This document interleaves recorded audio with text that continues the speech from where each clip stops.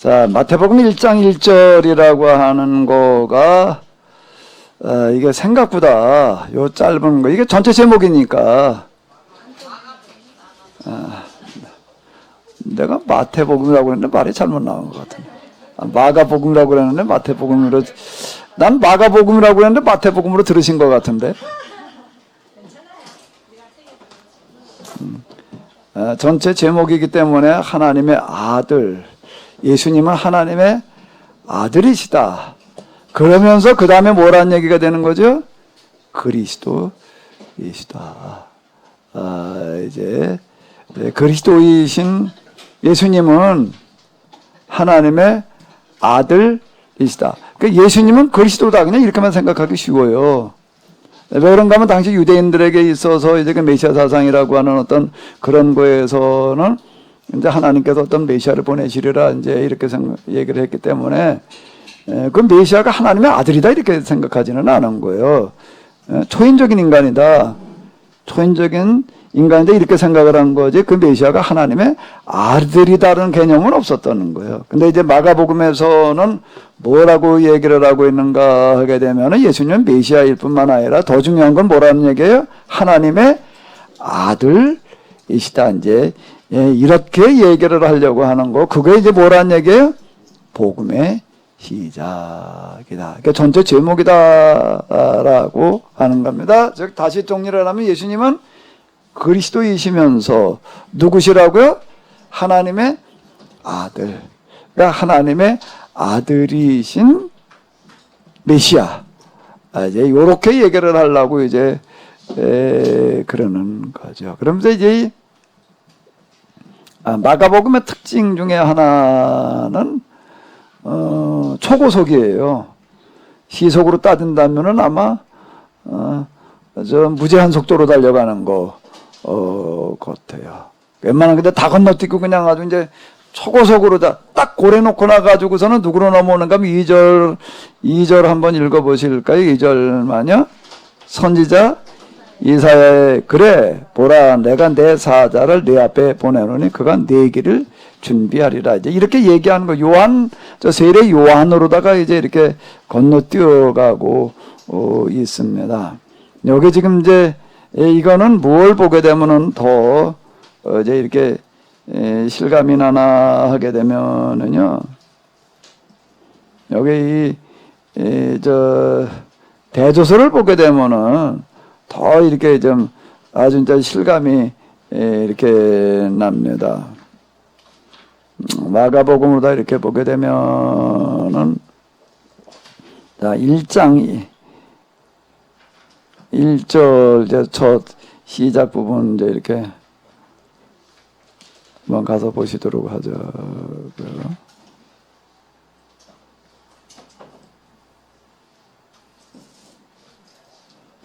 마가복음에서 이제 이렇게 이제 마가복음 신학 여러분들에게는 아마 이거 빠지지 않았나 싶은데, 이건 제가 마가복음 때문에 다시 이렇게 만들어 놓은 거예요. 마가복음 순서에 따라서 이렇게 이제 이건 만들어 놓은 건데, 마태복음을 보시더라도 크게 다르지 않아요. 왜 그런가 하면 내용 부분에서는 마가복음, 마태복음의 축소판과 같은 역할을 하고 있고, 마가복음의 순서를 거의 마태, 누가가 순서까지 따라요. 이제 그 전승에 의하게 되면 마가가 베드로의 말을 기초로 해다가 기록을 했는데, 사건의 순서대로 기록한 건 아니다. 이제 그 말인데, 그것도 들어있어요. 순서대로 기록하지는 않았지만은, 순서대로 기록을 하지는 않았지만, 마가복음에, 그러나 베드로가 얘기한 게 좋았는데, 거기에 일말에 거짓 없이 기록을 했다라고, 요렇게 이제 전승에 내려오는 어떤 그런 부분이 있으니까, 순서가 예수님께서 활동하지 순서대로 기록하지는 않았다라고 거기서 이제 밝히고 있는데, 본랬을 때부터 그렇기는 그랬는데, 마태나 누가도 거의 그 순서를 따라가고 있다라고 하는 거예요. 마가복음 순서를 거의 따르고 있다. 이렇게 보면 되기 때문에 여러분들이 가지고 계신 마태복음을 보시려고 크게 다르지는 않은데, 1장 1절을 이렇게 놓고 나가지고서요. 마태복음은 여기 이제 이 허연 색깔, 그 다음에 누가복음, 마태복음, 누가복음, 마태복음, 누가복음 한참 넘어갑니다. 요한복음도 또 여기 또 그 다음에 뭐 이제 좀 나오고 뭐 한참 넘어가고 난 다음에 이제 세례요한 얘기가 1장 2절로 넘어가는 거예요. 그러니까 마가복음은 이걸 다 건너뛴 거예요. 이 많은 내용을 다 건너뛰고 있기 때문에 굉장히 빠른 속도로 이제 진행이 되어지고 있다라고 하는 건데, 이제 마가복음에 많이 나오는 이 속도감을 주는 그런 단어가 뭔가 하면 곧. 이제 유드스라고 하는 그런 단어가 있는데, 헬라어로 곧이라는 단어가 어마어마하게 많이 나온다. 뭐 횟수로 다 보자면 뭐 잊어버렸네. 100몇 번이 나온대나. 근데 같은 단어가 다른 복음서에서는 거의 안 나오는데, 여기는 곧이라는 단어가 그렇게 많이 나오고 있다. 곧, 그리고 넘어가고 있다라고 이제 이렇게, 성서 해석하는 사람들은 그걸 다 쉬워요. 이 사람들은요, 복음서를 연구한다 그러면 복음서를 거기다 외다시피 하는 사람들입니다. 외다시피 하면서 이제 그런 식으로 다 진행을, 전개를 하는데, 이제 세례 요한으로다가 이렇게 이제 넘어가고 있다라고 하는 겁니다. 굉장히 빠르게 넘어가요. 그리고 이제 빠르게 넘어가면서 세례 요한에 대해서도 보게 되면 여기도 이렇게 보시면은 맨 왼쪽에 마태, 마가, 누가, 요한인데, 세례 요한에 대해서 제일 많이 이야기해주고 있는 거는 어디인가 하게 되면은 누가복음인 거예요. 누가복음 요 무슨 색이라고 그래야 되나? 보라색이라고 그래야 되나? 이건 뭐 마가복음은 그에 비하면 3분의 1밖에는 안 되는 거예요. 그러니까 세례 요한에 대해서 제일 조금 다루고 있는 거가 뭔가 하게 되면 마가복음이다. 세례 요한에 대해서. 근데 마가복음에서는 그러면 뭘 주로 얘기를 하고 있을까? 이제 그러면은 아니 늦게 오니까 완전 딴소리 하는 거지. 못 들었으면 가만히 있던지. 처음부터 이적이라고 그래가지고 그것만 남아있어. 자, 덮어놓고 그냥 이적만 그냥 얘기를 하고 있구만. 그러니까 마가복음에서 얘기하고 있는 세례 요한의 특징 그러면 뭔가? 마태복음보다도 훨씬 작아요.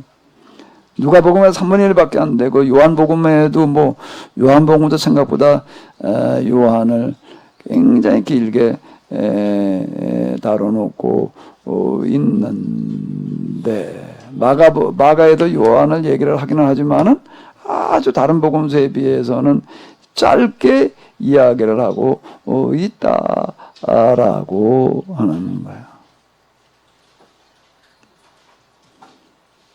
이제 이게 마가복음에서 특징이라고 하는 거를 이렇게 이제 다음부터는 조금 이제 생각을 하고 오세요. 다음 공부할 걸 좀 읽어보고 좀 생각 좀 해가지고 와요.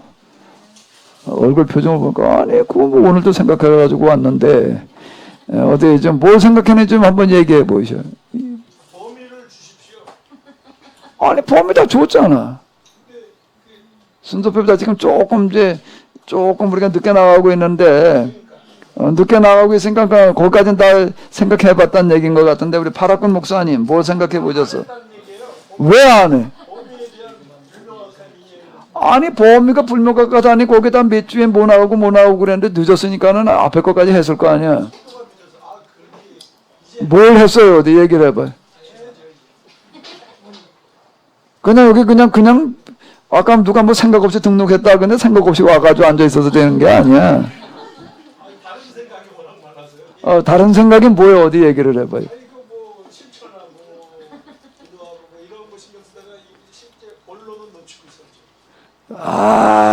이거 그건 뭐 엄청난 거 대단한 거 한다고 그래. 본론 잊어버릴 만큼 그래 지금.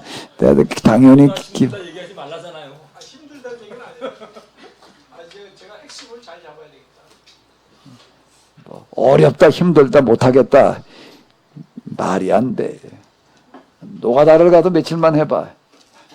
허리가 꺾어지게 진짜 한번 어디 그냥 한번 해보라고. 그러면은 아마 여기가 생각날 거야.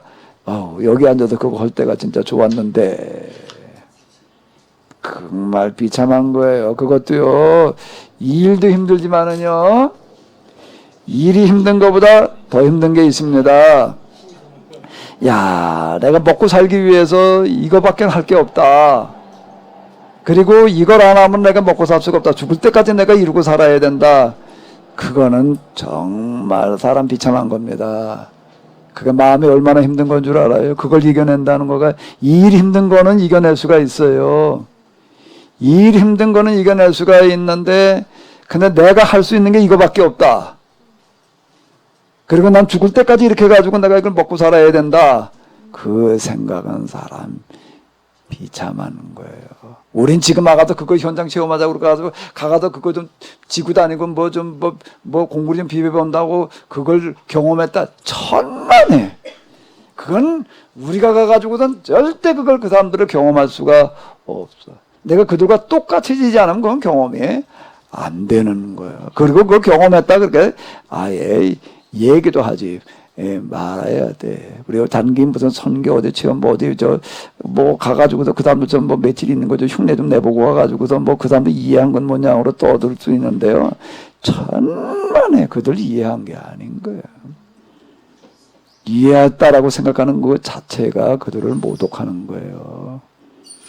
내가 민중신학 들으면서 난 굉장히 화가 났어요.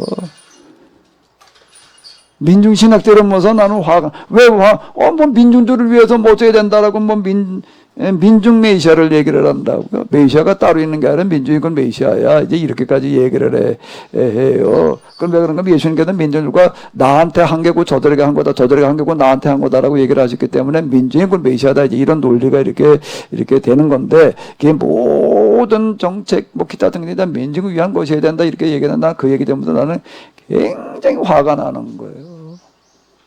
왜 화가 날까요? 야, 네가 민중을 알고 하는 소리냐?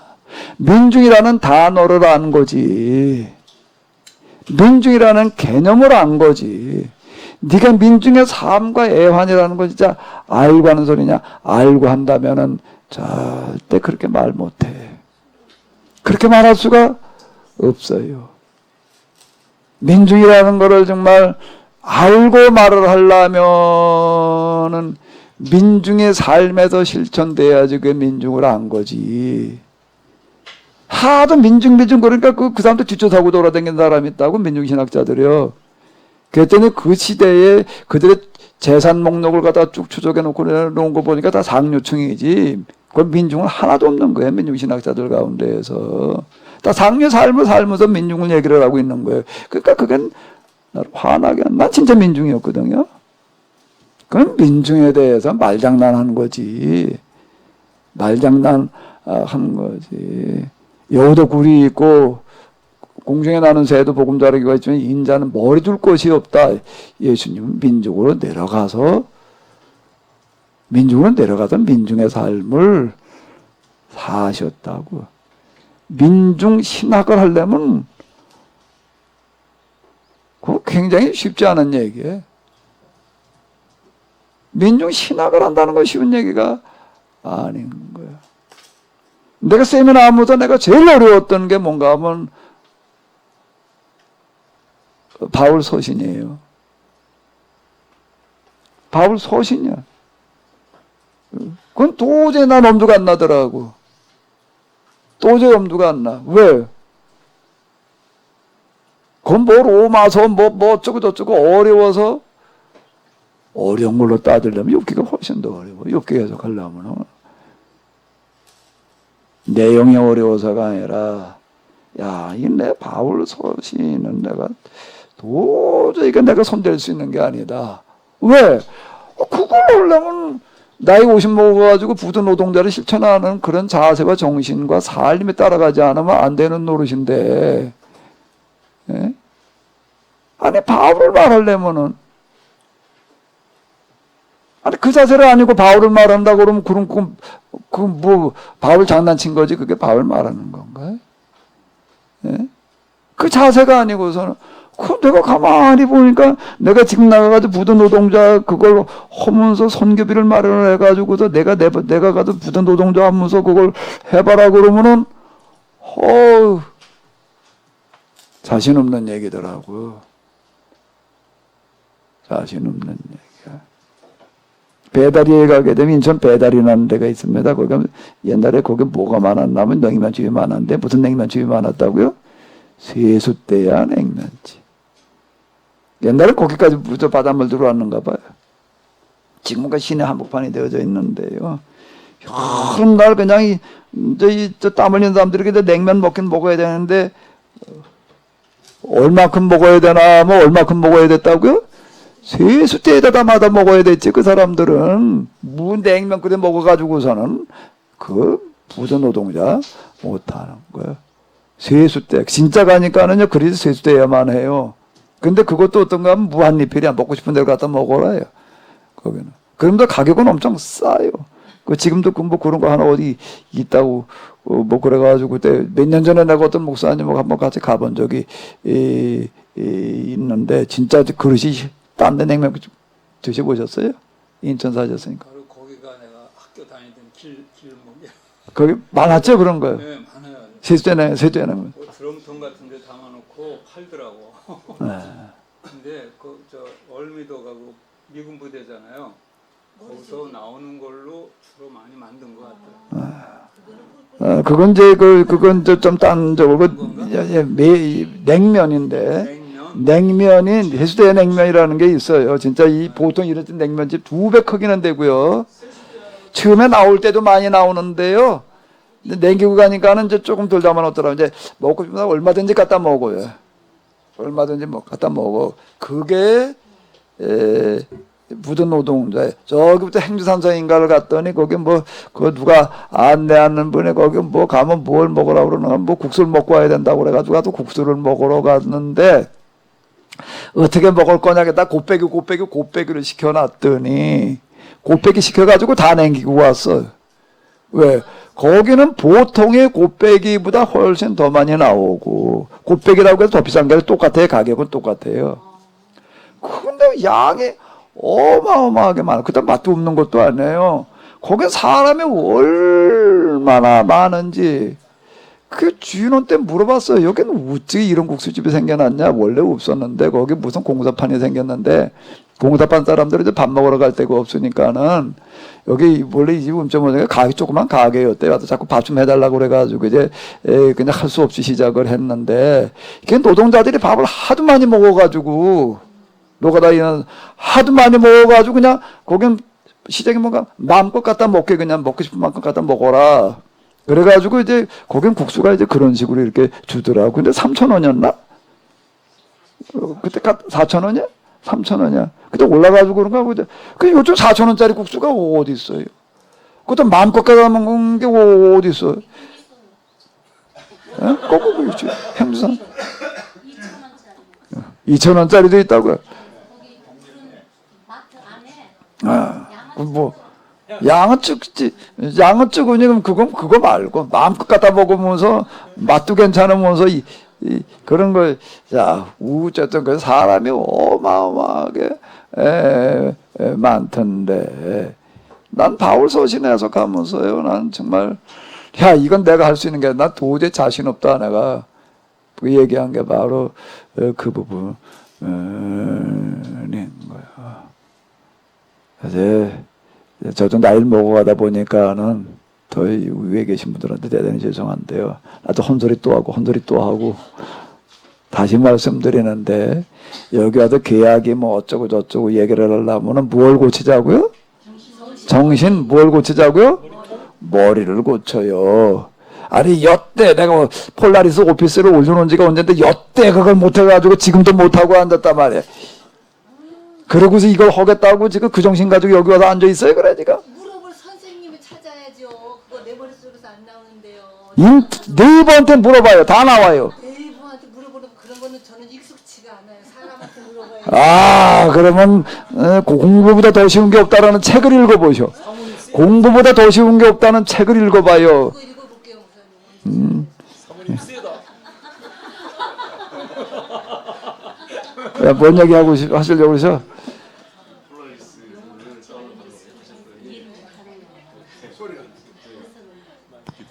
서럽고 더럽대요. 치사하대요.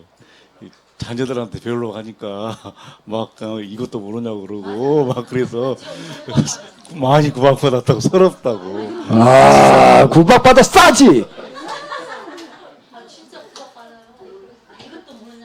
그거 지금 세대가 지금 시대가 조금 있으면 이제 자동차가 된 무인 자동차가 나올 판인데 지금 그 무인 자동차가 5G 요즘 뭐 이제 3G, 4G, 5G 지금 우리가 쓰는 이거는 3G에도 이제 4G 좀 시원찮을 때 4G, 3G, 4G가 지금 왔다 갔다 하면서 쓰는 건데 이제 그 5G라고? 그 머리도 5G? 지금 문제들 배워야지. 5G가 이제 돼야지 이제 AI 자동차가 가능하다. 그건 무슨 얘기가 되는가 하면 어마어마한 데이터를 갖다가 빠른 시간에 처리를 해야 되기 때문에 이 무선 데이터 속도가 따라가 주지 않으면은 AI 자동차가 안 돼요. 이게 카메라로 받아들이는 게 정보들을 갖다가 다 분석을 해가지고 지가 이놈의 핸들을 틀고 돌아다녀야 되는데 어마어마한 처리 속도와 카메라 수준과 그리고 인터넷 속도가 뒤따라주지 않으면 안 되는 거거든요. 그죠? 5G 그 삼성에서 그냥 그렇게 5G에다가 그냥 중국 화이하고 서로 손 좀 하려고 지금 아주 그냥 거기다 목을 매는 이유가 왜 그런가 하면 그게 이제 앞으로 제일 큰 시장이 되기 때문에 그러는 거죠. 그런 판인데 이놈의 거는 폴라리스 오피스 앱을 하나 깔아서 그래. 그것도 모르게 그 당연히 구박을 받아 쫓겨나야지. 그게 구박만 받아가지고 되려고 그러지. 구박하는 사람 없고 그냥 내가 몰라요. 나는 누가 저 자식들을 구박했다며 구박받아 싸지. 쫓겨나지 않은 걸 다행인 줄 알아. 이게 뭐 이거 밥 먹을 자격도 없네. 그리고 쫓아내지 않은 게 다행이지. 이게 뭐 구박받아 서럽다 소리라고 있어. 꼬박받는 게 아니라 꼬박꼬박 애들이 안 가르쳐주고 대충 자기가 하시고 이런 식이에요. 그래서 못 알아듣는 거예요. 아, 이렇게 못 알아듣는 사람이 문제인 거예요. 가르쳐주는 거를 목사님 세례 요한 얘기할 차례인데 지금. 이거 여기 세례 요한 마가복음 광속도로 가고 있는데 지금 거북의 속도로 가가지고 어물어물 이건 곧 그리고 지금 나가고 있는데 그게 여태 지금 저 폴라리스 오피스도 못 갈고 말해 깔지를 못하고 말해 쓰는 방법은 더 모르겠고 이러고 앉았으면 이건 뭐 밥을 먹질 말아야지. 그리고 밥만 꾸역꾸역 그냥 먹으려고 그러고 있으면 지금 자꾸 이제 속이 터지니까 자꾸 그냥 곁길로 가는데요. 자, 마가복음에서는 세례 요한을 간단하게 몇 분의 1 정도로 다 이렇게 얘기를 하는데 주로 뭐에다 얘기를 하고 있는 거죠? 좀 읽고 그러고 왔어야지 뭐의 지인들 그냥 생각 없이 왔더니 그냥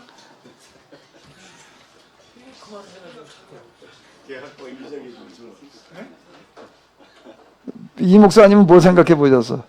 방금 봤는데 대학과 이적계에다가 부부상 방금 봤다고?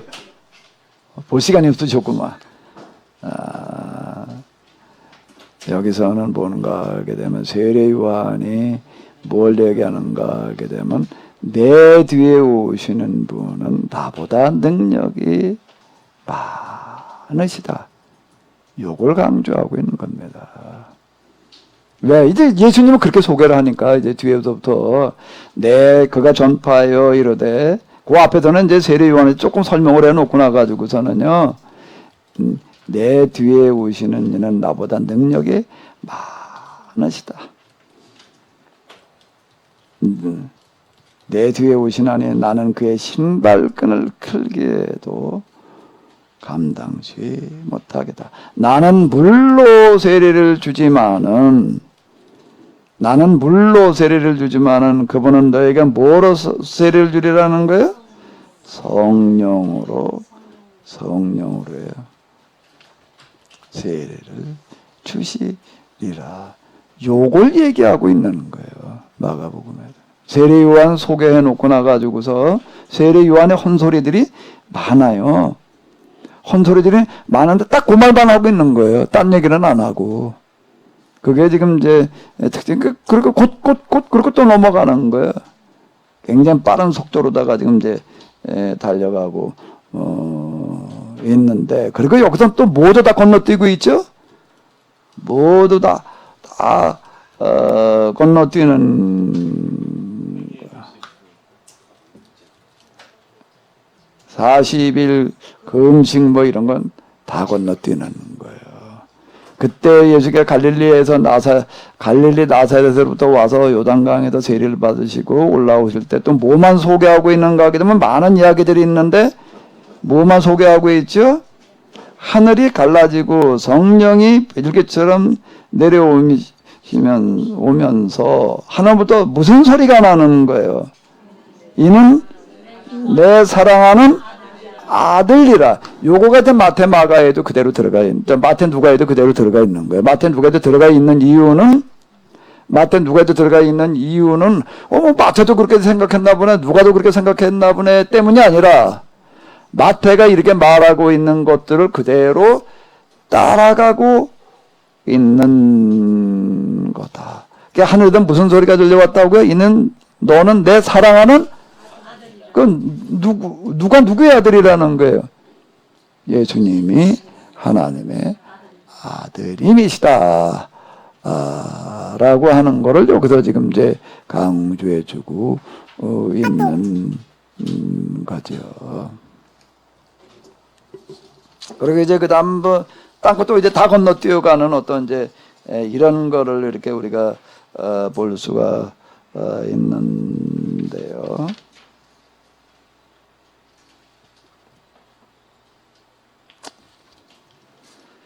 그리고 또 그 다음에 이제 뭘로 뛰어넘어가지요?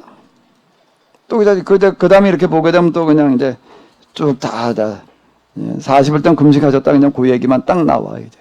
금식하실 때 무슨 막에 뭘 돌이 떴기 때문에 이런 얘기 다 없는 거예요. 사단에게 시험을 받으시며 들 진승과 함께 계시니 이제 그렇게 그냥 간단하게 이제 이렇게 넘어가는 거예요.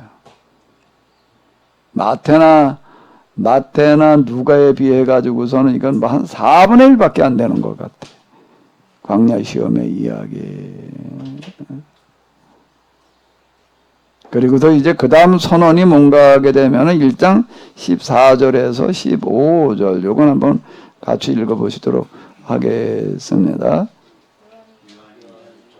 요한이 잡힌 후 예수님께서 갈릴리에서 오셔서 하나님의 복음을 전파하여 이르시고 때가 찼고 하나님의 나라가 가까이 왔으니 회개하고 복음을 그 무슨 단어가 계속 여기 마태는 누가에는 없는 단어가 계속 나와요. 무슨 단어가 나오죠? 복음인 거예요. 하나님의 복음을 전파하여 이렇게 나오는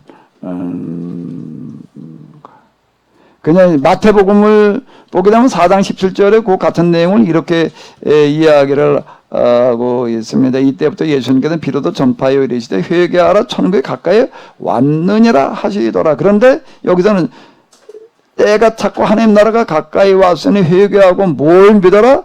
복음을 믿어라. 요렇게 복음이라는 단어를 굉장히 강조하는 거죠. 1장 1절이 뭐였다고요?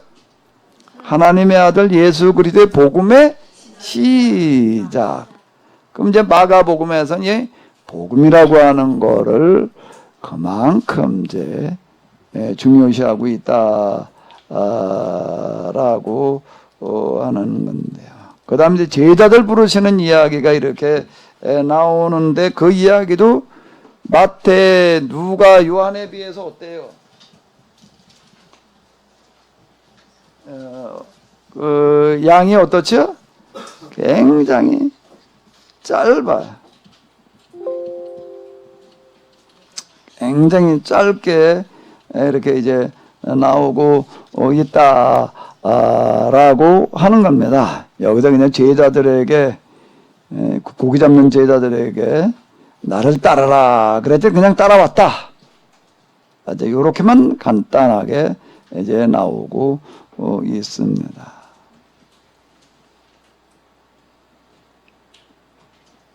뭐 하실 말씀 있으세요?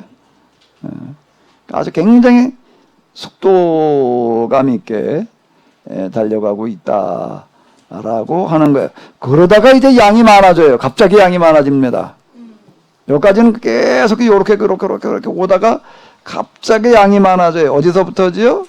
1장 21절에서 28절로 넘어가니까 마태복음에 없는 얘기가 나와. 누가복음에도 비슷한 얘기가 나오기는 하는데 누가복음보다도 이제 양이 훨씬 더 많아. 자, 그건 한번 우리가 읽어보도록 하겠습니다. 21절에서 28절까지 가만히 있자. 이거는 좀 이거를 해야지 되려나? 1장 21절에서 28절까지가 되겠습니다. 자, 같이 한번 읽어보시도록 하겠습니다. 그들이 가버나움에 들어가니라. 예수님께서 곧 안식일에 회당에 들어가 가르치심에 무사람이 그의 교훈에 놀라니 이는 그가 가르치는 것이 권위 있는 자와 같고 서기관들과 같지 아니함일러라. 마침 그들의 회당에 더러운 귀신 들린 사람이 있어 소리질러 이르되 나사렛 예수여 우리가 당신과 무슨 상관이 있나이까? 우리를 멸하러 왔나이까? 나는 당신이 누구인 줄 아노니 하나님의 거룩한 자이니이다. 예수님께서 꾸짖어 이르시되 잠잠하고 그 사람에게서 나오라 하시니 더러운 귀신이 그 사람에게 경련을 일으키고 큰 소리를 지르며 나오는지라. 다 놀라 서로 물어 이르되 이는 어찌미냐? 권위 있는 새 교훈이로다. 더러운 귀신들에게 명한즉 순종하는도다 하더라. 예수님의 소문이 곧 갈릴리 사방에 퍼지더라. 아, 이제 이쯤 보니까 이제 여기 이제 양이 제일 많아져요. 그 예수님께서 이제 회당에 들어가셔서 이제 가르치셨다. 뭘 가르치셨다는 얘기는 없어요. 그건 싹 빠져 있어요. 그리고 이제 뭔가 무사람이 놀랬다. 뭔진 몰라. 뭔진 모르니까 뭘 가르치셨느냐는 것을 얘기하려고 하는 데는 관심이 없어요. 네, 그런 거는 별로 여기 거의 다루지를 않습니다. 사람들이 단지 놀랬단 말이야. 놀랬는데 가르치시는 것이 권위 있는 자와 같고 서기관들과 같지 않았다. 이제 이렇게 이야기를 합니다. 그러면서 이제 중점적으로 얘기를 하려고 하는 거는 뭔가 하게 되면 마침 회당에 뭐가 있었다는 거예요? 귀신 들린 사람이 있었다. 뭘 가르치셨다는 얘기에 대해서는 완전히 침묵으로 넘어가 버리고, 근데 회당에서 가르칠 때와 같이 거기 뭐가 있었다는 거예요? 귀신 들린 사람이 있었는데 뭐라고 소리를 지르는가 하면 나사렛 예수여 우리는 당신과 무슨 상관이 있나이까? 우리를 멸하러 왔나이까? 나는 당신 누구신 줄 아노니 하나님의 거룩하신 자. 그러니까 하나님의 아들이라는 그런 얘기가 이제 같은 얘기가 되는 건데, 그때 예수님께서 어떻게 하셨다는 거예요? 꾸짖어 이르시되 잠잠하고 그 사람에게서 나오라. 이렇게 얘기를 하셨다라고 하는 겁니다. 그때는 더러운 귀신이 경련을 일으키면서 큰 소리를 지르고 나오는지라 다 놀라가로되 뭐 이제 이게 권위 있는 자와 같다는 얘기가 이제 이 얘기가 되는 거예요. 권위 있는 새 교훈이다. 더러운 귀신들에게 명령한 자 순종하는도다. 그래서 그 소문이 온 갈릴리에 퍼졌다. 이제 요렇게 나오고 있습니다. 여러분들은 요 구절을 지금 읽으면서요, 뭐가 조금 이렇게 좀 관심이 생겨요. 이제 마가복음에서 그래도 뭔가 좀 얘기하려고 하는 게 이제 이때부터 이제 시작이 되어지는 건데, 뭐가 조금 이렇게 관심이 생겨 읽은 내용 중에서. 그 뭐 읽어보질 않았대니 뭐 지금 여기 와서 처음 보고 있대니 뭐.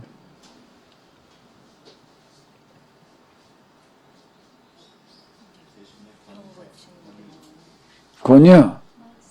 또요. 그래서 이제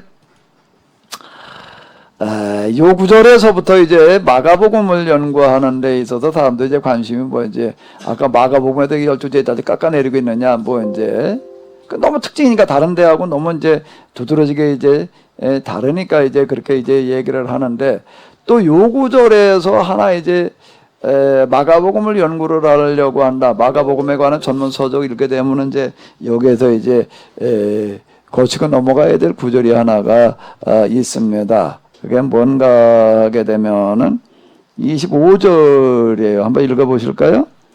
예수님께서 꾸짖어 이르시되 잠잠하고 그 사람에게서 나오라 하시니. 꾸짖었다는 거예요. 무엇 꾸짖었다는 거죠? 귀신이 뭐라고 그러는 거예요? 귀신 들린 사람이 뭐라고 그러는 거예요? 난 당신 누군 줄 안다. 하나님의 거룩한 자다. 이렇게 얘기를 했더니 예수님께서 뭐라고 그러신 거예요? 그딴 소리 하지 말하라 그러고 꾸짖어가지고 쫓아내시는 그런 이야기가 이제 마가복음에도 예수님의 사역으로 들어가면 제일 먼저 이렇게 나오는 거예요. 그런데 이제 어떤 사람이 있었나 하게 되면은 예수님께서 왜 입 다물라고 그랬을까? 근데 이걸 또 이제 관심 가진 사람이 있어요. 그런 생각 해봤어요?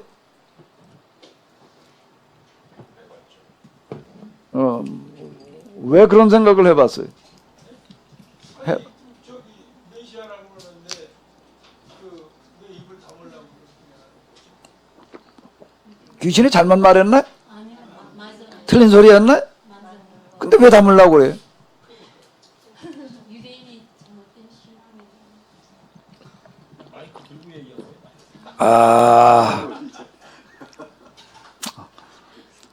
아니 헐 얘기가 그거밖에 없어. 마이크 들고 하라는 얘기밖에 없어요. 그래 이왕 헐려면 좀 중요한 얘기를 하지. 그래 겨우 마이크 들고 하라는 얘기나 하고 있어. 그래. 권사님이 말을 하시니까 마이크 들고 하시라고. 뭐라고? 오늘은 야단만 맞아. 오늘은 야단. 이것도 야단이야? 그만큼 우리가 부족한 거예요. 뭐 정신에 머리를 고쳐 놓으려니 뭐.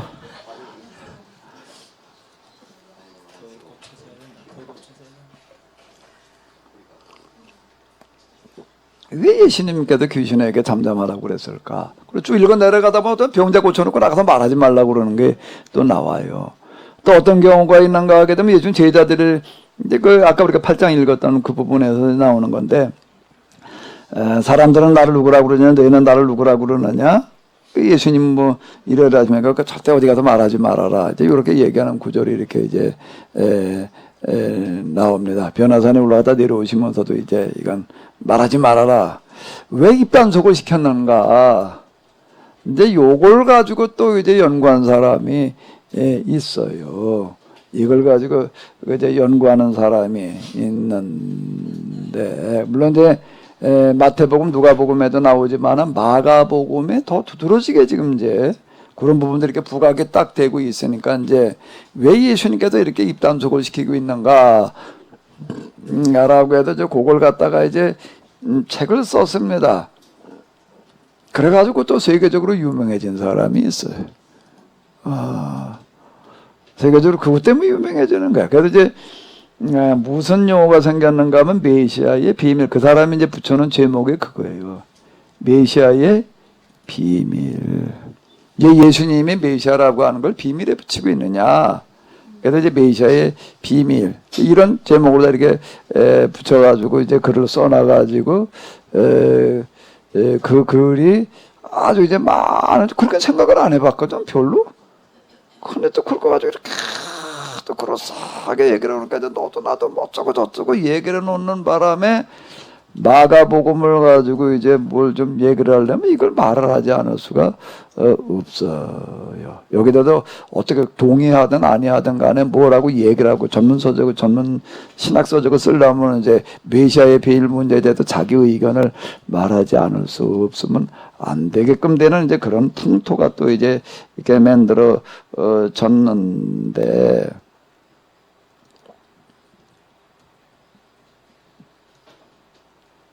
그거에 지금 내가 여기다 조금 더 이렇게 PPT로다가 이렇게 정리를 해놨는데요. 메시아의 비밀이라고 하는 게 있습니다. 이제 브레데 독일 사람인데요. 독일어는 이 W를 영어의 W를 우로 발음하지를 않고 부로 발음해서 우레데 그러지 않고요. 브레데 그러는 거예요. 브레데 이렇게 얘기를 하는 브레데라는 사람이 이제 1901년에 이걸 가지고 이렇게 글을 써가지고서 이제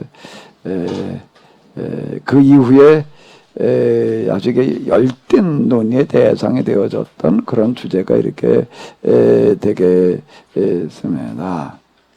근데 브레데라는 사람은 이걸 가지고 얘기를 하면서 왜 예수님께서 이렇게 침묵을 시켰느냐라고 할 때에 브레데는 이걸 가지고 뭐라고 그 책에서 이제 얘기를 하는가 하면 예수님께서 이거 하신 얘기가 아니라는 거예요. 예수님께서 뭐 귀신을 쫓아내가지고 입 다물어. 그건 예수님께서 하신 얘기가 아니다. 예수님은 그렇게 얘기한 적이 없대요. 근데 이게 자유주의 신학자들이 이제 하는 어떤 그런 전형적인 한 특징 중에 이제 하나가 되겠네. 1901년 그때 이제 자유주의가 이제 참 이제 아주 이제 등장을 할 때 그런 시점에 이건 예수님께서 한 얘기가 아니고 마가가 한 소리다. 마가가 한 소리라는 거 예수님은 스스로 메시아라고 생각한 적도 없었고 그건 브레데의 얘기예요. 또 잘못하면 또 내가 그렇게 생각한다고 그러지 말고 뭔 얘기할 때마다 겁나고 그렇게 얘기하는 사람이 있어 놓으니까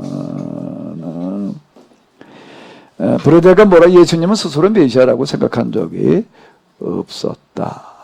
없었는데 메시아라고 생각한 적도 없었기 때문에 당연히 이런 말 한 적이 없다는 거야. 그러니까 제자들 어느 누구도 예수님께서 예수님은 그렇게 생각하지 않았는데 뭐 제자 누가 예수님 메시아라고 믿어요.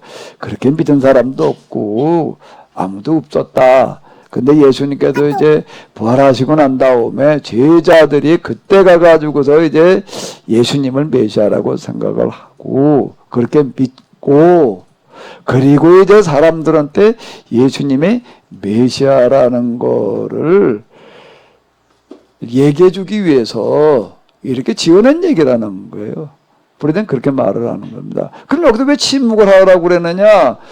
마가가 그 책 쓸 때까지는 예수님께서 살아계실 때 같이 있었던 사람들이 허다한 거야. 그땐 이제 브레데의 얘기에 내 얘기가 아니고 사람들이 예수님께서 메시아라고 한 번도 얘기한 적이 없고 어느 누구도 메시아라고 말하지 않았다는 걸 알고 있는 사람이 허다하다는 거예요. 허다한데 그걸 설명할 길이 없다는 거예요. 마가복음 이제 11장 직감하지만 예수님을 생전에 예수님을 알고 있는 사람들이 수두룩한데 예수님이 한 번도 그렇게 얘기한 적도 없고 그렇게 스스로 생각한 적도 없었는데 그런데 왜 그걸 지금 와가지고도 그분이 메시아라고 그러느냐? 이런 사람이 있었다는 거예요. 그래서 뭐라고 얘기를 하는가 하게 되면은 그래가지고 이렇게 썼다는 겁니다. 예수님께서 드러내놓고 말을 하지 않았는데 우리들한테는 비밀 공동체에 그 얘기를 하셨다. 요렇게 이제 그래서 이제 이 구절이 들어있다. 이제 요렇게 얘기를 하는 거예요. 그럼 브레데가 한 소리는 그렇게 얘기를 한 거예요. 내가 한 소리가 아니에요. 얼굴 표정을 보니까 또 목사님도 그렇게 생각하나 본데 또 그러는 경우도 브레데가 이제 그렇게 얘기를 해 놓은 겁니다. 근데 다들 이제 자유주의 신학자들 가운데서는 이렇게 얘기하는 사람도 이 비슷하게 얘기하는 사람들은 많아요. 그게 이제 자유주의 신학. 단지 예수님은 그냥 의의 교사하고 그분의 교훈이 중요할 뿐이지. 도덕이 중요한 거지. 그분이 참 메시아였느냐라고 하는 거는 중요한 게 아니야. 이렇게 얘기를 하는 거야. 단지 메시아라고 하는 것은 그 제자들이 이제 나중에 가가지고서 그렇게 믿고 그렇게 말한 것이지. 이렇게 얘기하는 사람들이 이제 이렇게 많습니다. 이제 브레데도 그 중에 하나예요. 이제 이렇게 얘기를 해놓고 어떤 사람은 야 맞아 진짜 그래 그런 사람도 있고 어떤 사람 그게 아니야 예수님께서 생전에 메시아라고 스스로 생각했지 이렇게 얘기하는 사람 이렇게 찬반이 이제 여기서 이제 열띠게 일어나요. 이래가지고 이제 메시아의 비밀이라고 하는 거가 마가복음을 연구하는 데 있어서는 빼놓을 수 없는 주제 중에 하나가 이제 이렇게 되었다라고 하는 겁니다. 그래서 지금 마가복음 뭐 이제 이렇게 쓴 거면 뭐 이거에 대해서 뭐 저도 지금 이제 여사람까지 주를 읽어요. 주를 읽어보는데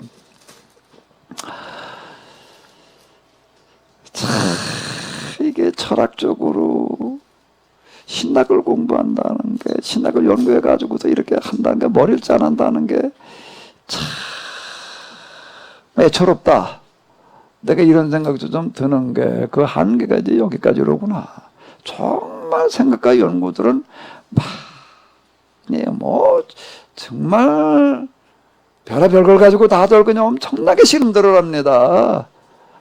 엄청나게 씨름들을 해 성경 연구로 어마어마하게 하는 게요. 우리가 이 사람들 가지고 뭐 어쩌고 저쩌고 얘기를 하려면 나도 좀 성경을 가지고 좀 씨름 좀 하면서 그런 소리를 해야지. 네. 그냥 공동체 여기서 말하게도 그냥 경도제 결성을 해가지고서 오는 게도 마가복음 뭐 어디를 나간단 말이야. 며칠 날은 몇 장까지 나오고 며칠 날은 이렇게 했는데도 뭐 뒤져보지도 않고 왔더니 말이야. 이게 뭐. 그럼 말이 돼? 박 목사님 왜 웃어? 오늘 야단 맞는 날이라고 앞에 사모님 얘기하는 말이 들어.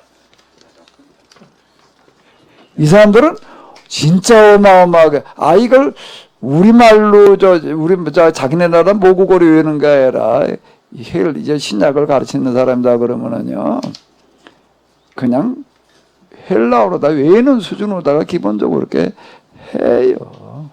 어마어마하게 동안 가지고 그죠? 어마어마하게 연구들 많이 합니다. 다음 시간부터는 좀 여기 올라오면 좀 생각 좀 해가지고 와요. 생각 없이 왔다. 그럼 말이 안 되지. 그죠? 생각 없이 파락군 다녔어요? 문 목사님 생각 없이 파락군 다녔어요? 대학 갈 생각이 있었지. 뭐 대학 가가지고 보니까 유학가가 있어가지고서 이거 유학 가면 학교 온가 보다 그랬다며. 계시의 비밀을. 성균관을 갔더니 유학과가 있더래요. 그래도 여기는 이건 유학 보내는 그런 학과인가 보다 그러고 갔대.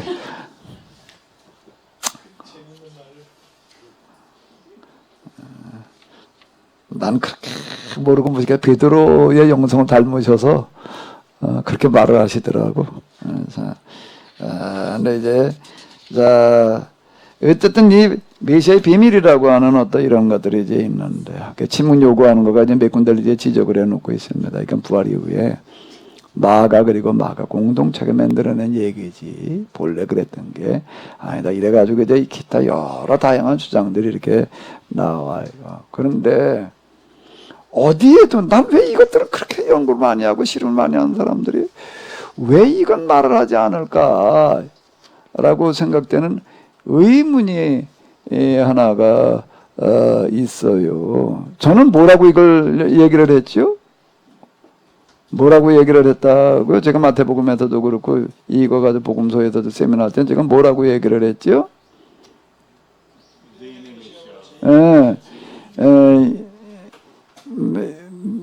40일 금식할 때 마귀가 시험하는 게 돌을 만들어 떡을 만들어 먹어라 높은 뛰어내려봐라 뭐 내가 엎드려 경배하면 뭐 기타 등등 이런 얘기가 무슨 얘기가 되는가 하면은 마귀는 계속 예수님에게 뭘 요청했다는 거예요? 유대인들이 기다리고 있던 그런 정치적인 메시아가 되라. 근데 그냥 돌로만 떡을 만들어 먹으라는 얘기 속에 그런 게 어디 들어있냐? 높은 데 뛰어내려보라는 얘기 속에 어디 그런 게 되어 있냐? 만국을 다스리라. 내가 만국을 다스리는 권세를 주겠다는 그런 얘기가 어디 그런 게 있느냐라고 얘기를 할 때에 메시아 사상을 가지고 있던 유대인들은 수백여 년 동안 메시아를 기다리면서 그냥 멀거니 기다리기만 한 게 아니에요. 그분이 오시면은 어떤 일을 하실까? 그분은 도대체 어떤 분일까? 어떻게 등장을 하실까? 온갖 관심을 가지고 연구들을 한 거예요. 옛날에는 어땠는가 하게 되면 혼사라는 거를 부모가 결정을 해줘서 부모 중에도 주로 아버지가 어디 가서 그냥 사람들하고 얘기하다가 그냥 거기서 얘기 나와가지고서 그 뭐 우리 사돈 맺자 그래가지고 십장가 보내는 경우가 안 권사님도 그렇게 된 거예요? 근데 많은 줄은 어떻게 아세요? 우리 위에 세대는 그렇게 하고 아유 말씀하신 게 경험하신 것 같은 표정이어서 그래. 그렇게 이제 언제 신랑 신부 얼굴을 보나 하게 되면 결혼식 날 봤대. 그럼 이제 난 그렇게 그 신랑 신부들이 엄청 궁금했을 것 같아. 그죠? 도대체 내 남편 될 사람은, 내 마누라 될 사람은 어떤 사람일까 엄청 궁금했을 것 같아. 그래도 뭐 몰래 가서 봤다느니 못되니 뭐 그런 사람도 있더라고. 똑같은 얘기예요. 메시아가 오신다라고 그러겠는데 이게 너무 궁금한 거예요. 그냥 혼자 내 신랑이 어떤 사람일까, 일단 어떻게 생겼을까, 어디 사는 사람일까, 뭐 공부는 얼마나 했을까, 뭐 기타는 별의별 생각 다 해볼 거 아니에요. 그죠? 얼굴 표정 보니까 전혀 아닐 것 같으네. 아무래면 어때? 유대인들은 마찬가지. 메시아가 오실 거라고 온갖 생각들을 다 해보는 거야. 어디서 오실까? 서기관 물어봐도 메시아가 어디서 오냐? 유대 베들레헴입니다. 막 딱 나오는 거예요. 다윗의 후손으로 오면 딱 나오는 거예요. 그만큼 연구들을 많이 해놨어요. 그 중에 뭔가 하면 그분은 어떤 분인가 하면 초인적인 능력을 가진 분이어서 그분이 오시게 되면은 우리의 먹는 문제를 해결해 주시리라. 어떻게 농사가 잘 되게 해줘서 사람들이 가서 다 농사 짓게 해가지고가 아니라 뭐 어떻게 특별한 광야에서 만나가 내려왔던 것처럼 그냥 특별한 방법으로 우리에게 먹는 문제를 해결해 주시리라. 일단 먹는 문제가 제일 급선이야. 먹는 문제가 급선. 높은 성에서 뛰어내려 봐라. 뭐 이런 얘기 자체가 뭔가 하게 되면 그분이 오시게 되면 그냥 뭐 전 세계를 제비하러 나가는데 성이 있으면 이제 이건 대책이 없는 게 같아. 포효구도 그냥 굶어 죽을 때까지 항복할 때까지 기다리고 있는 거지 외에는 방법이 없는 건데 그분은 그런 거 다 그냥 무너뜨리리란 말이야. 여기가 저기 무너지지 그냥 다 무너뜨려버리게 이렇게 하시리라. 그리고 온 세상 만국을 지배하고 다스리시는 분이 되시리라.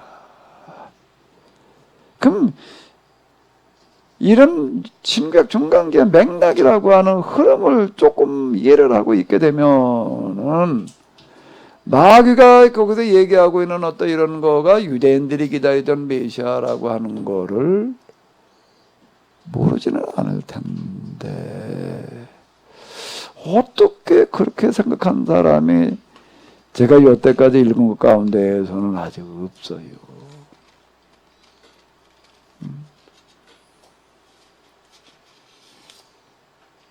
이렇게 생각을 해놓고나 그 다음 밀고 내려가면 간단해요.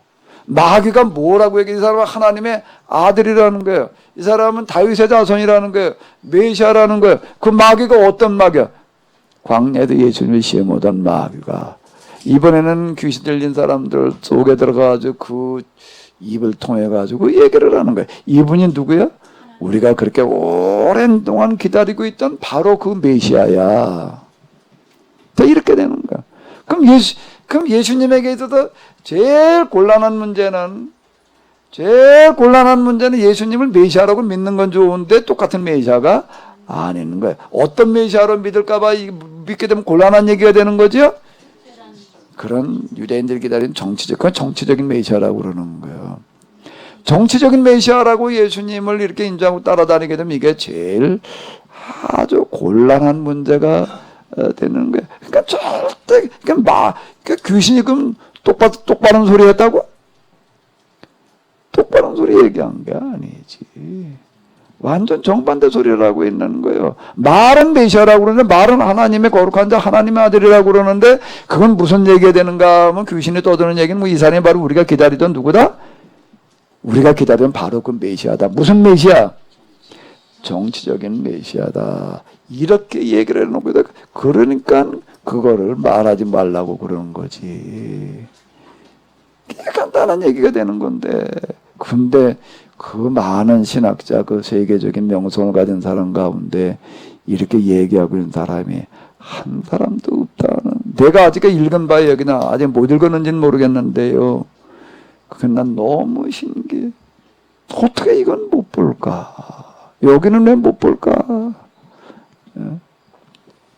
이 메시아 비밀 이렇게 얘기를 하니까 어떤 사람이 이건 메시아 비밀이라고 얘기할 수도 없단 말이야. 예수님께서 기적을 행하신 게 여기 마가복음에 보게 되면 그냥 열 몇 개, 한 20여 개 가까이 되는데 그 중에 한 4번만 그렇게 얘기를 했는데 나머지 때는 그런 얘기를 안 했는데 왜 그걸 뭐 비밀이라고 얘기를 할까? 그건 비밀이라고 얘기했다고 말할 것도 아니야. 메시아 비밀이라는 것 자체가 그건 주제가 설명이 아주 안 돼. 이렇게 얘기하는 분도 있어요. 여러 주장들 가운데 하나는 그러려면 다 그랬어야지 뭐. 다 그랬어야지. 왜 딴 때는 그런 말 안 하고 있다가 왜 여기서만 그러면 입 다물게 써라 말이야. 절대 말하지 말라고 그랬느냐. 그러면 다 그랬어야지. 그러니까 메시아의 비밀이라고 얘기할 것도 없다. 아예 불에다가 그런 제목 설정을 잘못한 거다. 이렇게 얘기하는 사람도 또 이제 있습니다. 그럼 왜 딴 데서 얘기를 안 했을까? 예수님께서 다 그 얘기하실 필요가 없어요. 언제만 그런 얘기를 하시는 거지요? 나가가지고 거기 상황 속에서 이 사람이 누구라고 얘기할 위험성이 있을 때에만 자기들이 기다렸던 메시아라고 그렇게 오해할 일이 생길 때에만 상황 쭉 보시고, 상황이 다 똑같은 게 아니잖아요. 상황이 다 똑같은 게 아니니까 그런 상황에서는 그렇게 소경 바디메오는 예수님은 다윗의 자손이라고 불렀는데 왜 그때는 아무 말도 안 했느냐. 그때 여리고에 그거는요 예루살렘 임박했을 때 이제 얘기인데, 예수님께서 이제 입단속을 시키신 건 언제쯤 얘기인가 하면 초기예요. 이제 그때 사형 막판이에요. 거기 가지고 이제 내가 바로 이제 너희가 기대할 메시아다 이렇게 드러내놓고서 이제 그때 예루살렘에 올라가서 이제 활동을 하신다고요. 그건 여리고에서의 이야기지 초기 때 이야기가 그거는 아니라고요. 이제 그렇게 이게 앞뒤가 맞는 이야기가 이렇게 될 텐데 어째 이거는 못 보고 있는지. 여기 성경에 나오는 메시아라는 단어가 다 똑같은 게 아니다. 유대인들이 기다리던 유대인의 메시아가 있고, 또 예수님 그리고 이제 도대개 교인들이 믿고 있던 메시아는 무슨 메시아라고요? 구분해서 놓고 본다면 무슨 메시아요? 죄인을 구원하러 오신 메시아. 이고 요한복음으로 넘어가면은 또 이제 예수님은 또 누구예요? 이번에는요. 진리야. 진리이신 메시아. 그럼 이제 이건 이방인들로 넘어갔을 때는 예수님은 의인의 유대인들 기대 정치적인 메시아라고 그래야 되나? 의인의 메시아, 정치적인 메시아가 돼. 그럼 이제 죄인이라고 얘기를 할 때는 지금 우리는 이런 죄인을 말하는 게 아니라 유대교에도 유대교 율법을 지키지 못하는 사람들을 죄인이라고 해도 그 사람들을 통해서 죄의 계약을 맺으러 오셨다는 얘기가 되는 건데, 그 요한복음으로 넘어갈 때는 이제는 완전히 이방인들을 대상으로 얘기를 할 때에는 이게 성립이 안 되는 이야기인 거예요. 이제 예수님은 누구라고 그래야 되는가라고 하게 되면 그분은 누구시라는 거예요? 진리, 계약법, 로고스이시다. 이렇게 얘기를 하고 넘어간다라고 하는 건데, 그 복음서에만 메시아가 몇 메시아가 나오는 거예요? 세 메시아가 나와요. 우리 파라군 목사님을 예수님은 어떤 메시아로 믿으셔? 진리의 메시아로 믿고 계시다. 그 죄인의 메시아는 안 믿나?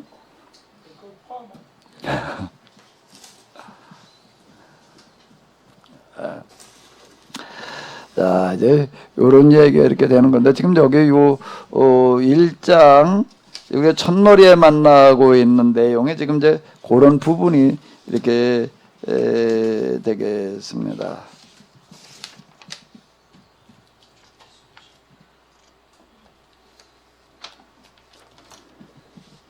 이제 그 사도들의 폄하는 아까 이제 얘기를 했고요. 왜 이적 중심으로 기록을 했는가라고 하는 것도 이건 이제 지난주에 얘기를 했던 거고, 그리고 또 하나 이제 논란의 쟁점이 되는 거는 뭔가 하면 마가복음은 마가가 썼다라고 하는 건 뭐 서로 다 믿고 있는 건데, 근데 현대 신학자들은 그거 안 믿어요. 뭐 마가복음은 마가가 썼다가 기록이 나와 있는 것도 아니고, 마가가 다 썼다고들 그러는데, 그건 뭐 그 사람들이 헌소리지 그걸 어떻게 믿냐. 일단 안 믿고 들어가는 사람들이야. 안 믿고 들어가는 사람. 그 다음에 형사하고 똑같아. 형사하고는 절대 친구가 못 된대요. 아무리 가까운 친구가 얘기를 해도 어떻게 하고 들어가니까 일단 안 믿고 들어가니까. 그 믿고 들어가는 사람 절대 형사가 못 된대요. 누가 무슨 소리를 해도 안 믿고 들어가는 거야. 그건 네가 하는 소리지. 그걸 내가 어떻게 믿어? 이제 그 믿을 수 있는 증거를 가져와 봐. 이제 이런 식이 이제 이렇게 되는 거야. 마가가 썼다는 증거를 가져와 봐. 증거가 이건 뭐 저기 뭐 파피아스도 얘기를 했고 뭐 어디도 나오고 뭐 유세비우스 교회사에도 나오고, 그게 언제쯤 얘기인데 마가시 때 얘기도 하는 거 뭐 한참 뒤쪽 얘기인데 말이야. 그걸 어떻게 믿어? 그 사람들이 한 소리지. 이렇게 돼버리고 많은 거예요. 그러니까 마가복음 누가 썼는지 몰라. 이렇게 되는 거야. 그런데 그 다음에 마가는 어쩌면 아마 이방인이었을 거야. 뭐 이런 소리들 하고 있는 거예요. 이제 예루살렘에 마가가 썼다? 에이, 그건 말도 안 되는 소리 하지 마라. 이제 일단 이루고 나가는 게 이제 딴 집부터 걸고 봐야지 되는 거니까 일단 이제 그런 식으로 다 이렇게 나가요. 그럼 많은 쟁점이 되는 것 중에 하나가 뭔가 하면 마가복음 그 언제쯤 쓰여졌어? 그게 제일 먼저 쓰여졌다 하는 거에 대해서는 이론의 여지가 없어요. 왜? 그건 증거가 명백하니까 뭐 그건 더 이상 부정할 방법이 없어요. 왜? 헬라어 갖다 쭈루루 갖다 이렇게 쭉 펼쳐놓고 봐봐봐봐 이렇게 마태복음에 이게 축소판이 아니라 마가복음에 이렇게 줘야 돼 마태복음에 쓰여진 거예요. 그건 부정할 길이 없으니까 그거는 인정하지 않을 수가 없어요. 그러니까 증거 제일주의니까 이제 이렇게 되는 거예요. 그러면 언제 쓰여졌지? 이제 이것도 얘기거리가 이제 많아요. 얘기거리가 많은데 이제 전승에 의하게 되면은 베드로와 바울이 가고 난 다음에 이렇게 나와요. 가고 난 다음에 이렇게 어디로 갔다는 거예요, 이게? 가고 난 다음에 마가 썼다 그러니까 어떤 사람은 죽은 다음에라고 그러면 어디 죽었다는 얘기가 어디 있어? 갔다는 얘기지 그게 왜 죽었다는 얘기야? 이제 이렇게 되는 거예요. 베드로와 바울이 죽은 다음에 이제 그 말을 쓰기가 뭐해서 그러니까 쓴 사람이 죽은 다음에 그랬으면 간단한 뭐 얘기를 가고 난 다음에 그래 놓으니까는 갔다는 얘기가 뭐 딴 데로 갔다는 얘기인지 죽었다는 얘기인지 뭐 그걸 어떻게 아냐 이제 이래 가지고서 이제 이게 논란의 여지가 이제 이렇게 많아요. 근데 보통 이제 복음서의 공관복음서 기록 연대를 얘기를 할 때 70년이 이제 중요해집니다. 70년이 중요해지는 이유는 무슨 얘기인가 하게 되면 70년이 무하던 해죠? 예루살렘이 망한 얘기인데 공관복음에 보게 되면은 이제 예루살렘이 멸망하리라는 그런 얘기가 이제 이렇게 여기 13장 마가복음에 13장에 나오고 이제 마태복음에는 23장 뭐 24장 이제 이런 데 이렇게 주르르 이렇게 나와요. 그런데 이렇게 얘기들을 합니다. 이 마가복음에 보게 되면 예루살렘에 멸망하리라 도리에 남지 않고 다 무너뜨리리라고 이렇게 얘기가 기록이 되어져 있는데 그건 왜 그런가 하게 되면 예루살렘에 멸망하고 난 다옵니까? 그 얘기를 한 거다. 예수님은 본래 그냥 이렇게 다 내다보시는 분이셔서 예루살렘이 멸망할 것이라고 하는 걸 미리 내다보시게 얘기하죠. 그건 일단 안 믿고 들어가는 사람들이니까. 예수님 그런 능력이 있었다? 그건 나중에 제자들이 그렇게 말한 거지. 예수님은 진짜 그런 분이 아니야. 이렇게 하는 게. 그분은 그냥 우리와 똑같은 사람. 단지 그분이 얘기한 도덕과 교훈, 실천하는 그런 신앙적인 삶이 중요한 거지. 그분의 그런 초월적인 초자연적인 그거는 다 신화야. 다 그리고 이게 나중에 제자들 다 꾸며낸 얘기야. 그 공동체원들한테 그렇게 믿게 하기 위해서 만들어낸 얘기인데 요렇게 일단 들어가는 거야. 예수님께서 예루살렘 멸망하기 전에 그런 얘기 해줬다라고 하는 것 자체를 아예 그건 안 받아들여요. 그런 얘기가 기록되어졌다는 건 무슨 얘기냐면 그거는 예루살렘 멸망하고 난 다음에 제자들이 이걸 쓰면서 예수님께서 그렇게 말씀하신 것처럼 얘기했을 뿐이야. 이제 이렇게 들어갑니다. 그래가지고서 이제 걔도 70년이 다 70년 뒤에 써졌다는 거예요. 왜? 또 그런 얘기 예루살렘에 도리에 돌아는 남기지 않고 다 망가지리라 너 무너지리라는 얘기가 공관복음에다 그러니까 70년 뒤에 쓰여진 거다. 이렇게 얘기를 하는 거예요. 그것도 80년, 90년, 100년까지 보는 사람도 있어요. 그런데 그 중에 이제 어떤 사람이 있는가 하면 그 전에 쓰여진 거야. 그럼 미리 말씀하신 거야. 이제 또 이렇게 얘기하는 사람도 이제 있습니다. 그 얘기하는 사람들은 거기 봐봐. 저 파피아스도 그랬고 말이야. 그 초대 교부들 다 그렇게 믿어서 다 그렇게 말했어. 어디 그런 얘기가 있어. 베드로와 바울이 가고 나면 갔다고 그랬지. 그게 죽었다는 얘기야? 이제 또 이렇게 얘기하는데 그 가고 났다는 걸 이제 죽은 다음에라고. 그러니까 베드로와 바울이 몇 년에 죽었죠? 68년. 그리고 이제 예루살렘이 멸망하기 전 그 사이에 가고 난 다음 바로 이제 쓰여졌으리라. 요렇게 이제 생각하는 사람도 있고 아예 그냥 훨씬 이전에 40년, 50년경에 쓰여졌다라고 이렇게 얘기하는 사람들이 있고 이제 다양해요. 다양한데 이제 어디 하나 이렇게 읽다가 보니까는 조금 이제 설득력이 있는 얘기가 이건 마가복음은 예루살렘 멸망 전에 쓰여졌다라고 얘기할 수 있겠다. 신학자가 한 얘기 중에서 이 얘기는 그래도 참 그런 대로 설득력이 있다라고 이렇게 생각되는 부분이 하나가 있어요. 13장으로 넘어가서 이제 이렇게 보도록 하겠습니다. 그러니까 성경 읽을 때 이게 굉장히 치밀하게 읽어야 됩니다. 대충 읽고 넘어가게 되면은요, 이게 안 보여요. 13장을 보게 되면 예루살렘 멸망에 대해서 이제 예고하는 그런 얘기들이 이제 이렇게 나오는데요.